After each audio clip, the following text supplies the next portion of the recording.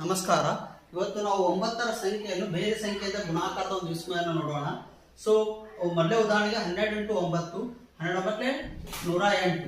So ಬಂದ answer ಎಷ್ಟು? 108. 108 ಕೂಡಿಸಿದಾಗ 1 + 0 + 8. So ಬರುವಂತ ಆನ್ಸರ್ 9 ಆಗಿರುತ್ತೆ. ಅದೇ ರೀತಿ ಇನ್ನೊಂದು ಉದಾಹರಣೆ ನೋಡೋಣ. 213 × 9. ಸೊ 9 × 27, 2 ಉಳಿತು. 9 × 9 2 11 ಕ್ಯಾರಿ 1. 9 × 18 18 1 19. ಸೊ 213 × 9ರ ಗುಣಾಕಾರ 1917.